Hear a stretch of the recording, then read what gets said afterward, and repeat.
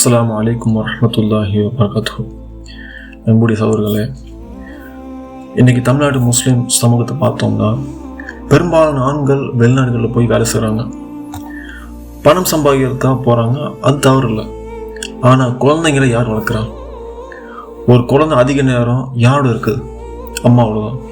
அப்போது ஒரு முக்கியமான ஒரு கேள்வி வருது, அந்த அம்மாவுக்கு சரியான மார்க்க தெளிவு இருக்கா?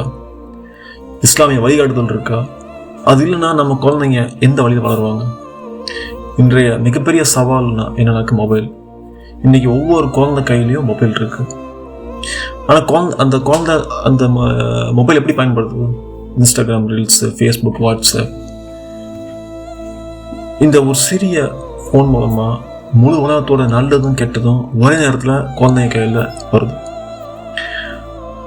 நிறைய நேரங்களை பார்த்தோன்னாக்கா அம்மாவுக்கே தெரியாது குழந்தை என்ன செய்யுது, என்ன பார்க்குது, யாரோட பேசுது, என்ன கற்றுக்குது. நம்ம கண்ணு முன்னாடி நிற்கிற விஷயங்கள் இன்னைக்கு நம்ம பார்க்குறோம். ஹிஜாப் போடாமல் முஸ்லீம் பெண்கள் இன்ஸ்டாகிராமில் டான்ஸ் ஆடுறாங்க. கல்யாணத்துக்கு முன்னாடி காதல் தொடர்புகள், சாட்டு, வீடியோ கால், ரகசிய உரையாடல்கள், இதெல்லாம் திடீர்னு வந்ததில்லை.